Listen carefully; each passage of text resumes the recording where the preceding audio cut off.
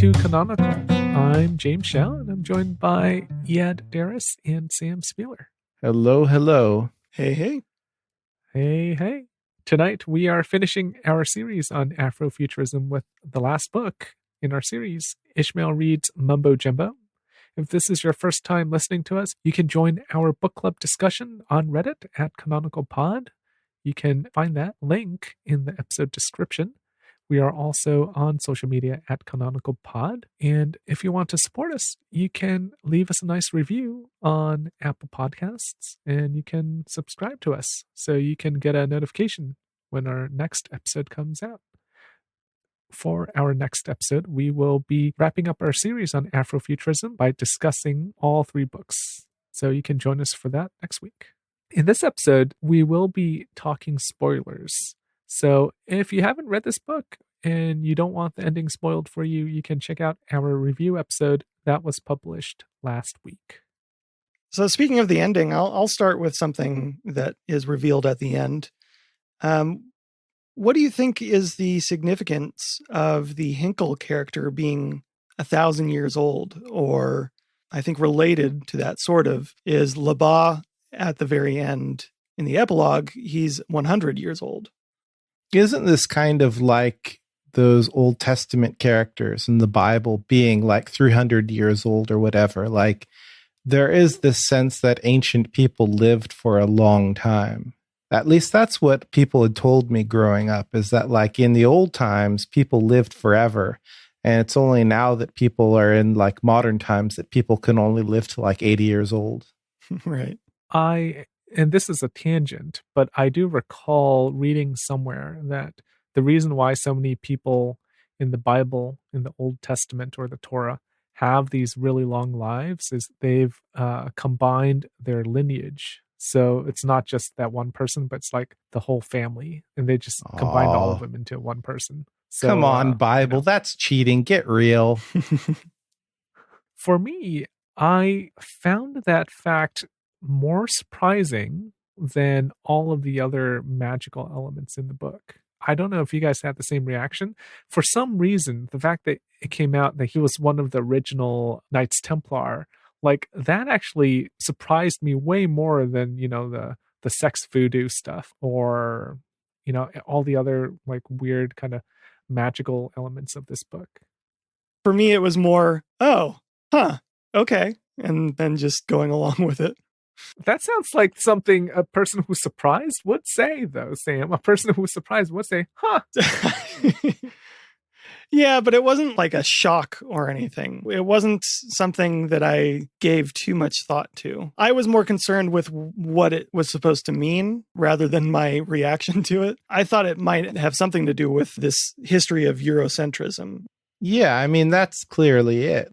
Who is Hinkle? What is he supposed to be, if not the personification of the suppression of African ideology? I think it's meant to show that African ideology can be strong, but the reason why it hasn't flourished as much as it could is because it has been actively suppressed for the past 1,000 years.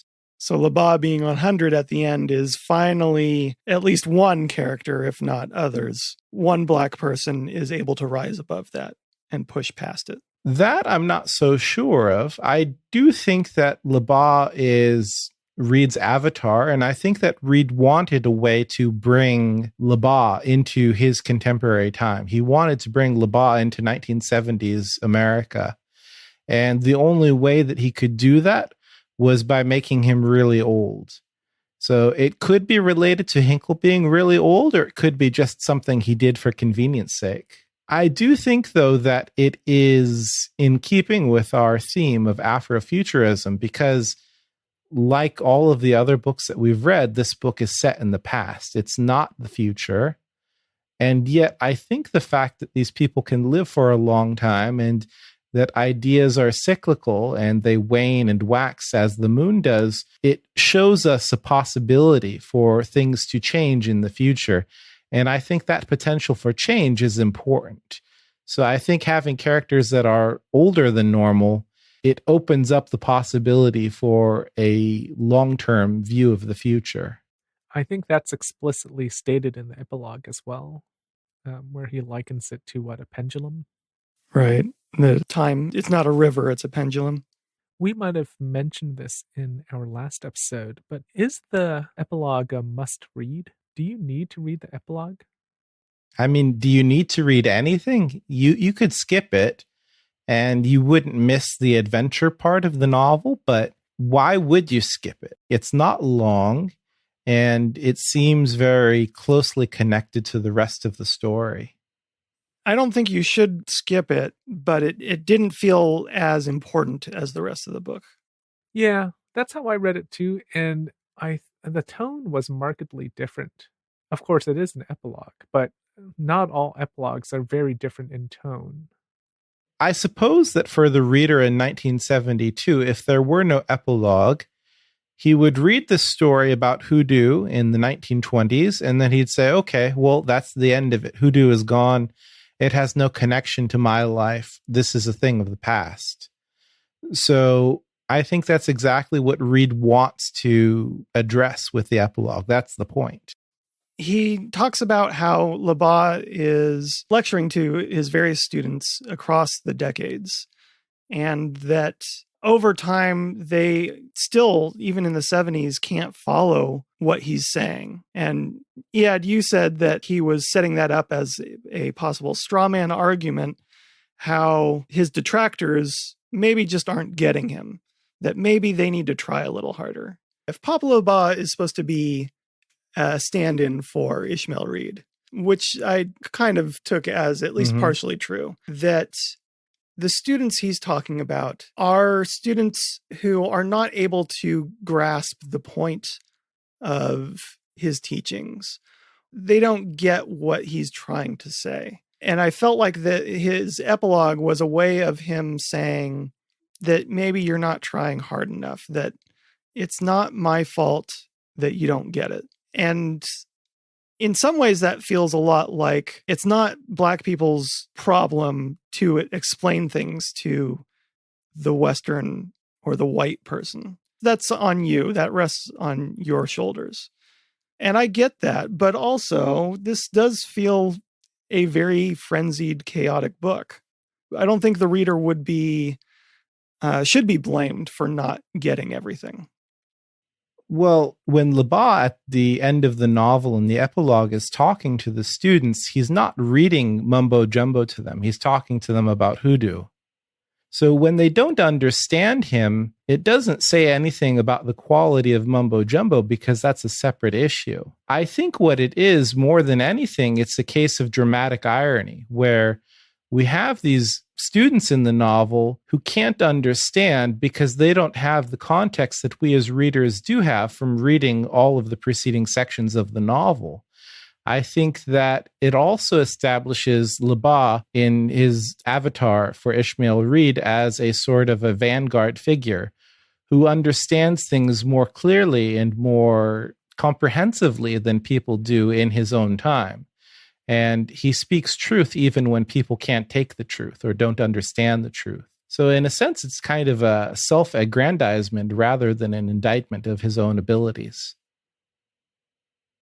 So speaking of Reed and what he's teaching or what he's trying to say, what is he trying to say about the Western world, about the Western arts? Is he against all canonization?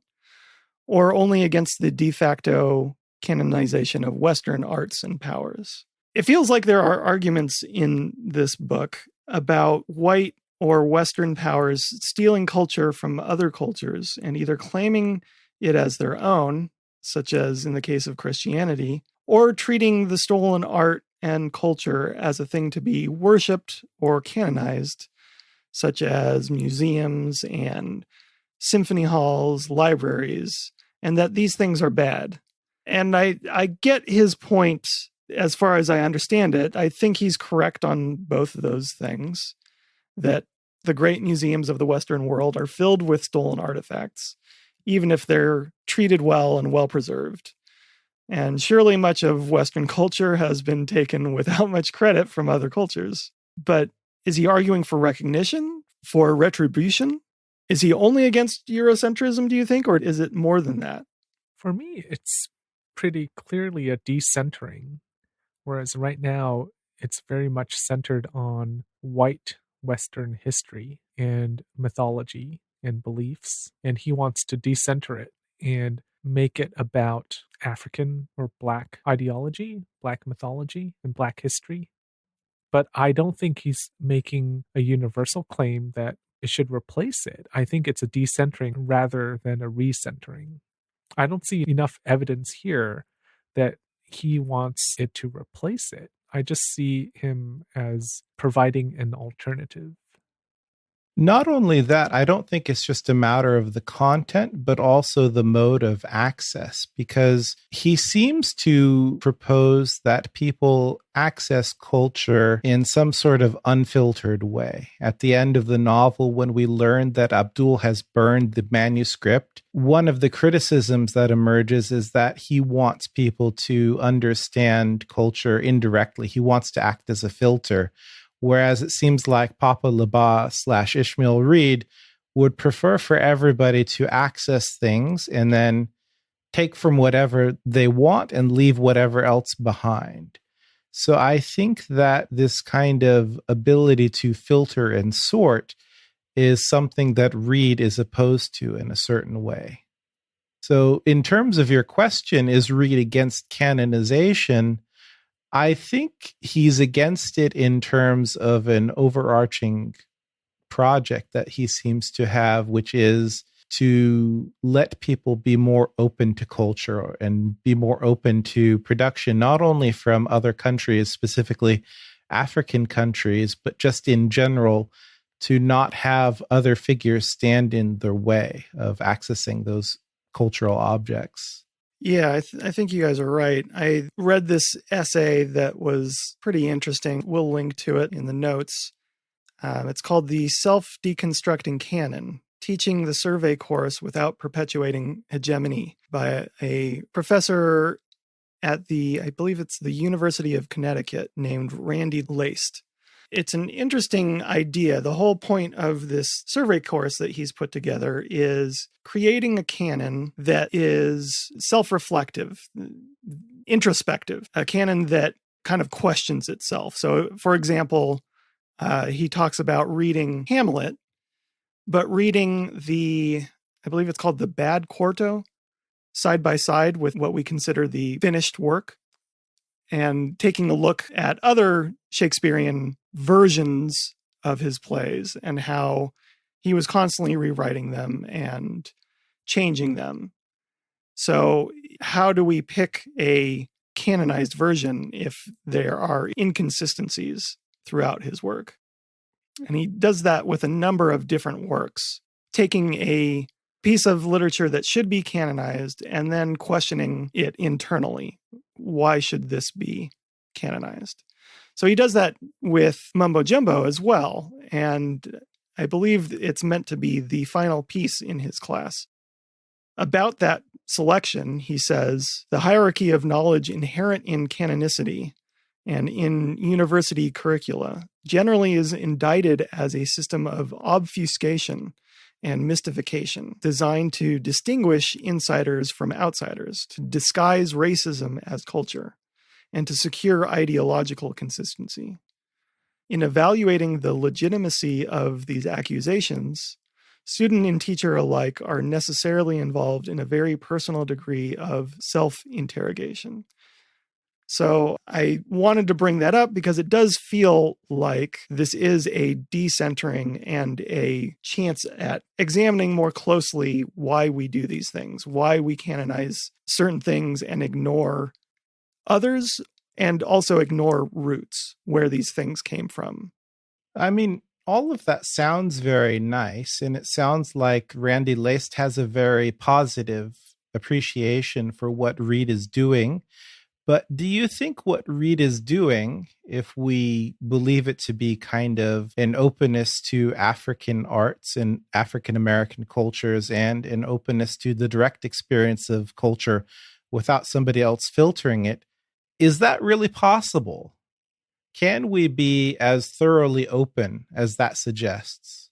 Well, unless you're reading something or witnessing something without someone telling you I mean, even if you go to a museum, you're still seeing a selection. You're still seeing a curated set of objects, right? And obviously, as evidenced by the Mutafika characters, he seems to be against that.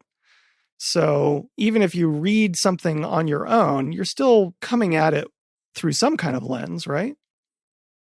I guess the brick walls that I always think of when I think about these kind of calls for radical openness are the brick walls of human laziness and death.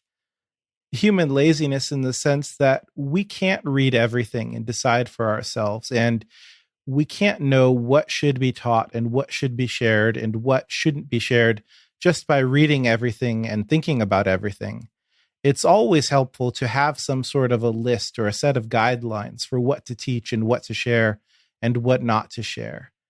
And that's never going to go away. So to speak of a canon, as Lace does, to talk about it as a system designed to secure ideological consistency, is rhetorically powerful, but practically useless. And in terms of death, even if we didn't want to share our opinions and share what we thought was important, we don't have the ability to read everything and to see everything and to hear everything. There's just limited time. So we're always going to be seeking somebody else's opinion. We're always going to be seeking a filter. A filter is not always a bad thing. Right. I took it to mean not self-destroying canon, but self-deconstructing. That it's not to destroy the canon, it's to question how we arrive at a canon. It's not to question the things that are in the canon as whether they belong at all, but just looking at what we think of as perfect pieces of art or, unquestionably great works. That there are different ways of looking at these things. I think a canon is a necessity. I think that decentering the canon is a great idea, but it's not practical. The argument just devolves into, wouldn't it be nice? Yeah, it would be nice to have a more inclusive canon, which is what we're trying to do here. But if we are undertaking this exercise, and truly undertaking it and trying to build a more inclusive canon, we will still have to filter things out. Like there's always going to be some kind of evaluative judgment being made. Or we can be like that Instagram chip review guy that just says, this is good, this is good, this is bad, this is good, this is good. You still are saying good and bad. It's true. Yeah, I mean, I just don't think there's anything new to add here because we are undertaking this process like every week, aren't we? Yeah. Like we are trying to decide if something is worthy or not worthy and why it's worthy and not worthy. And then maybe people listen to us because they want to know what we think, or maybe they just want to talk about a book. I don't know. I mean, I feel like we just covered this before. I feel like you guys know where I stand on this, right? Ishmael, you're wrong. If you are approaching it from the point of view of someone whose history has been consistently undervalued, then of course you will advocate for a decentering. Like that just makes sense. And I think that it is maybe even the moral thing to do to have a decentered canon, but it's an impractical thing to do. So how do you do it? Like there are a lot of things that would be great if we could do it, but we can't. So that's where I land. So is this just an exercise in futility, what we're doing? No, that's not what I'm saying. What I'm saying is this guy's essay is a way to get him a professor spot somewhere in a university. Like it's so easy just to say, hey, like, let's not have a canon. It's much harder actually to say, well, how does that actually work? I mean, my question here is, yeah, okay, you want to take out the hierarchy of knowledge, and flatten it. Totally agree. That's great. How do you do it? Like, how do you have knowledge delivery without hierarchy? Like, that's the problem with Twitter and Facebook. Like, how is it possible? I think that's the point of his course, though, is just it's not to solve things, but it's to raise questions. I feel like that's a lot of what higher education is all about. It's not necessarily to solve the problems of the world, but it's to raise questions and force you to think about things a different way. Mm-hmm. Yeah, I feel like that's what we are undertaking here. Mm-hmm. So I think it's worthwhile, but I also think it's something that doesn't have a solution. I think the solution is it's simpler than all of what we're talking about here, and especially what Randy Laced is talking about. It's just including more books and thinking more carefully about why things should be excluded and why things should be included. So as readers and evaluators become more sophisticated, the racial biases of the past will diminish and they will be more willing to include a book like Mumbo Jumbo, whereas in the past they wouldn't. So it's not a matter of changing how things are included, but rather just changing how you think about what good and bad are. And you can still decide this is good and this is bad and this is included and this is excluded, just as you did in the past. It's just that if you have racist biases or a tendency to ignore works from certain regions, you have to stop that.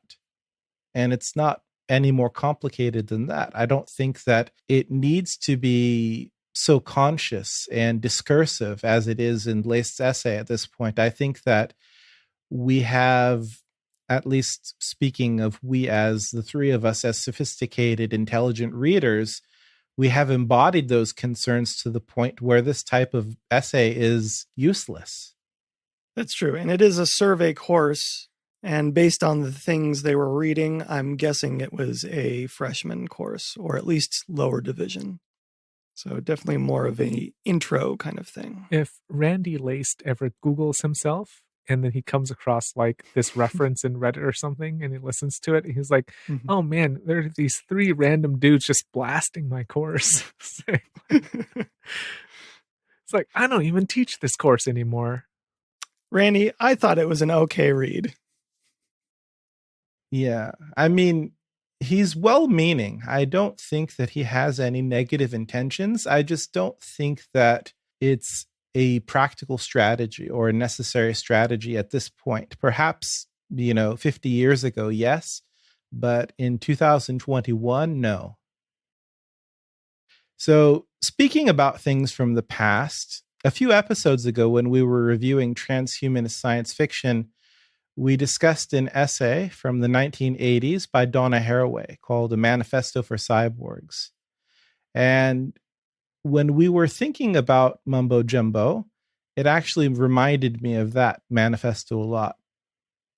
So that manifesto argued against essences and origins and quote-unquote natural unions in favor of a cyborg identity that Haraway thinks is based on mutual advantage, desire, or interests. Now, in this novel, in Mumbo Jumbo, as well as in a separate manifesto that Ishmael Reed wrote called the Neo-Hoodoo Manifesto, Reed seems to advance a Just Grew ideology that appears, at least in my mind, tangential to Haraway's ideology. Just Grew has this sort of lineage where it's born from the syncretism of Egyptian and Greek religion, as we see in Mumbo Jumbo, and it's transmuted into Haitian Vodun, which is itself syncretized with Roman Catholicism, and then brought to America as the Hoodoo that we see in this novel, which is later found in a variety of Black, but not exclusively Black arts, as we see in his Neo-Hoodoo Manifesto. So are these two ideologies, the cyborg ideology and the Just Grew/Hoodoo ideology, compatible at all? One of the ways I'm looking at this is it depends on how you read a couple different things from the book. Early on, Reed says that you shouldn't, and quote, interpret the world using a single lua. So you shouldn't take the entire world based on one deity, one god, one guiding spirit. So I think there is something to that, seeing the world through a cyborg lens, a mixed lens, because it is a mixed world. There's also a speech that we get from Abdul Hamid early on that takes place in that dance party. Black Herman and Papa Lebas are joking with him that his work isn't very serious, that Hamid's work isn't very serious. But he talks back at them and says, they will shout loudly about soul because they will have lost it, and their protests will be a shriek, a panic sound. That's just the way it goes, brothers. You will be just a couple of eccentric characters, obsolete, out of date, unused as the appendix. Funny looking like the Australian Zoo. But me and my griffin politics, my chimerical arts, will survive. Maybe I won't be around, but someone is coming. I feel it stirring. He might even have the red hair of a conjure man, but he won't be one. No, he will get it across, and he will be known as the man who got it across. And people like you will live in seclusion, and your circle will be limited, and the people who read you will pride themselves on their culture and their selectiveness and their identification with the avant-garde.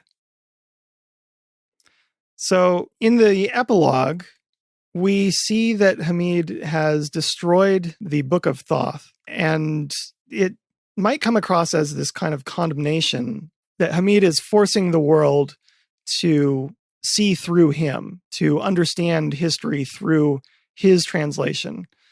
But I don't know that Reed is against that.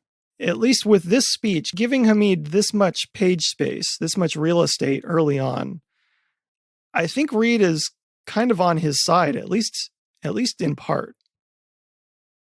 Well, that's the tension that I see. I don't know if Reed is on Abdul Hamid's side in the novel, but I do think that Reed is conflicted between what he thinks neo-Hoodoo is and what it really is. Because what you're talking about here, it seems like Abdul Hamid is on the side of openness. And when you read Ishmael Reed's Neo-Hoodoo Manifesto, he also says things that make it seem very open. He says, Neo-Hoodoo borrows from Haiti, Africa, and South America. Neo-Hoodoo comes in all styles and modes. Or he says that it believes that every man is an artist and every artist a priest. You can bring your own creative ideas to Neo-Hoodoo.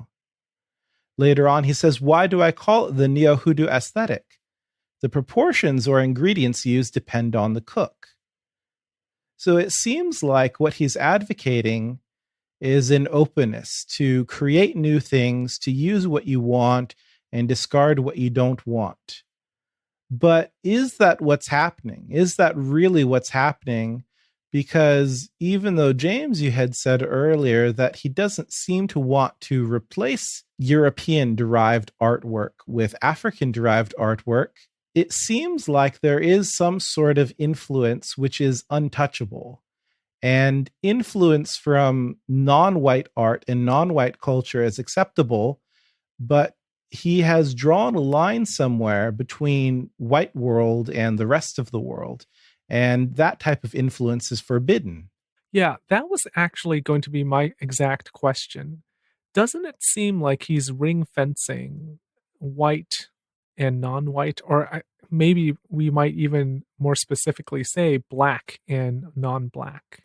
Because to me, from reading these two texts, he is. Even though he is arguing for this kind of inclusivity, it seems like the mixing that he is proposing is composed of African and African diaspora. Yeah, so in that sense, it's open, but in a very dualistic way. You have two options, and it's certainly not a cyborg ideology because it's very much concerned with origin. It's very much concerned with an essence. And to me, I think, going back to Abdul Hamid, which Sam brought up earlier, I think the reason why Reed does not agree with Abdul Hamid is that Abdul Hamid is less concerned with the historicity of this Black empowerment struggle. He's less concerned with people being in touch with ancient Egypt and Hoodoo, and more concerned with actual empowerment, however it may come to Black people.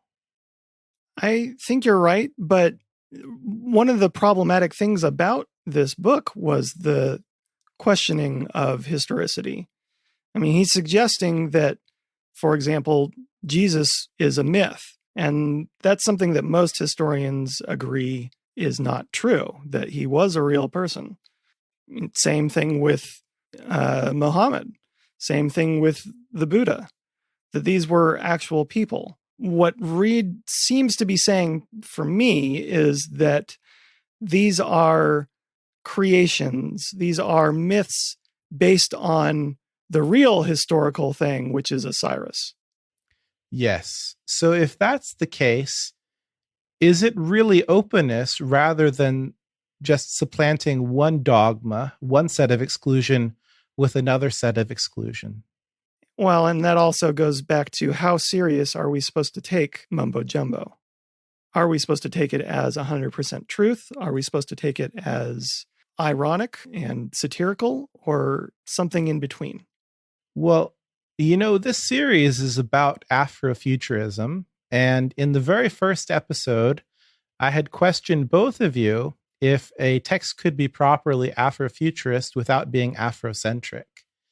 And here, I think we are confronted with the very first properly Afrocentric text that we've ever seen, much more so than the other two novels.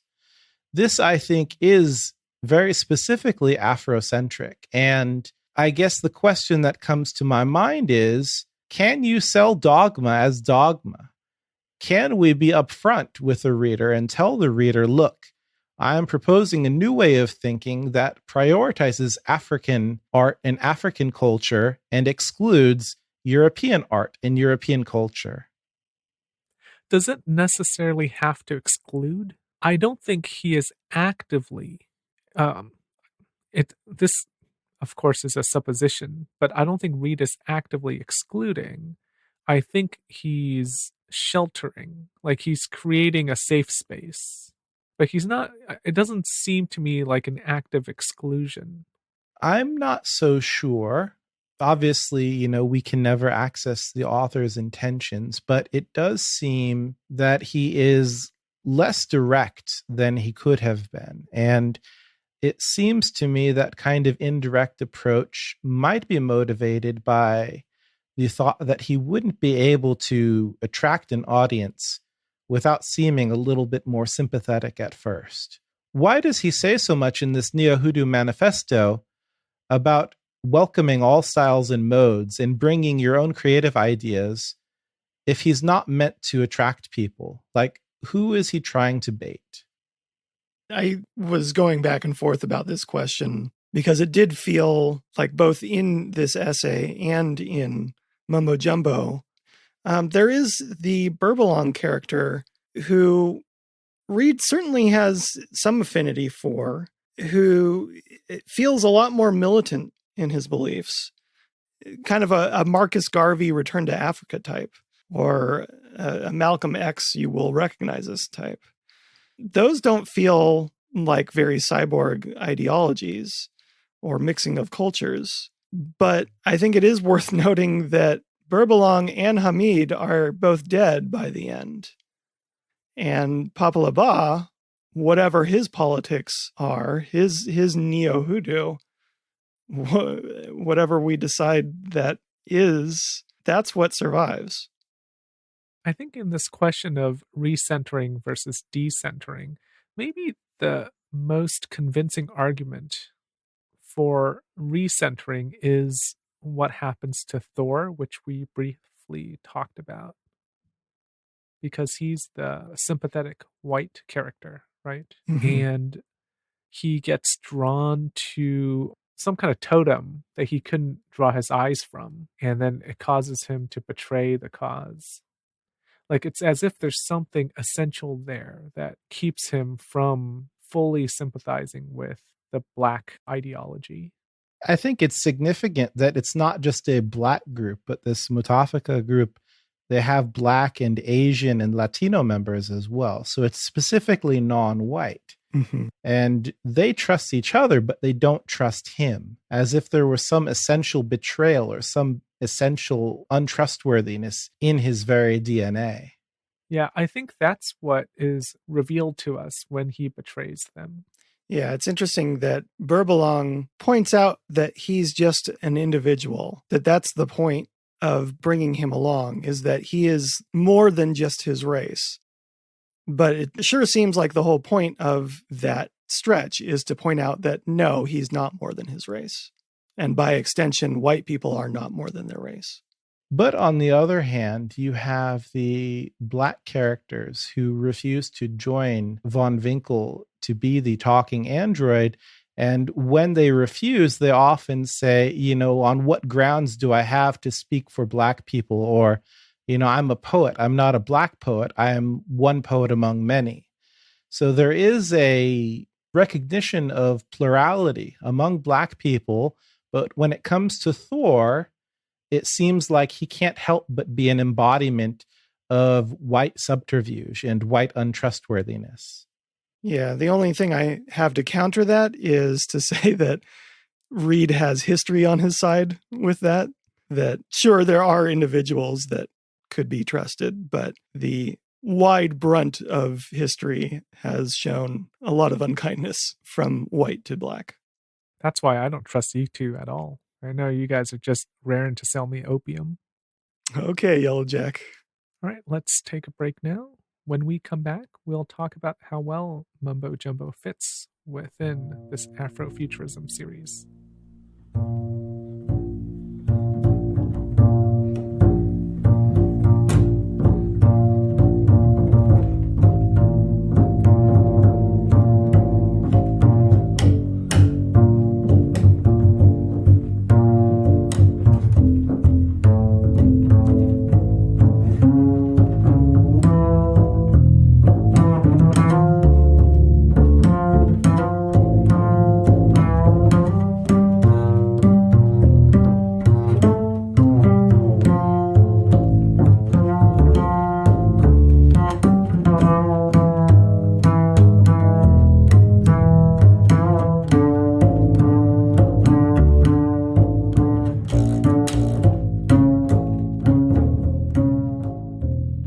Welcome back. So, as you mentioned earlier, Yed, we talked about how well the other books fit within this series. So, do you think then that this book is the best fit for Afrofuturism, despite the fact that it is in fact set in the past? I think that more than the others, this has satisfied two of the important features of Afrofuturism in my mind. It is Afrocentric in a very meaningful way, in a very direct way, but it is also looking towards the future. If not set in the future, it's imagining a future. This is the impetus for a potentially different Black future. Yeah, I think I agree with that, even though I would mostly think of something more futuristic for Afrofuturism. I think this was a really good and important pick. Probably the most important for a foundation than the other two books, especially more so than The Intuitionist. I'm sure we'll get into our comparisons a lot more next week, but I think this was a very good fit with this series. Yeah, I think if you were going to teach a survey course, you would probably pick this book, and you might even lead off with this book, because it does so much work in kind of advocating for Afrofuturism. The whole point that you guys were talking about decentering, that seems to be the whole point of Afrofuturism. All right, let's conclude here. Thank you for listening. Next week, we will be discussing all three books in this series, Mumbo Jumbo, The Intuitionist, and Parable of the Sower. We'd love for you to join us for that discussion. In the meantime, if you want to talk to us, you can find us on Reddit at Canonical Pod. We post threads for our book club discussion every Friday. If you want to find us on social media, you can find us on social media also at Canonical Pod. And once again, if you are enjoying our podcast, we'd love for you to leave us a nice review on Apple Podcasts. That helps other like-minded literary people find us. And you can also subscribe so you'll know when our episode comes out next Friday. Till next time, happy reading. We'll talk to you soon.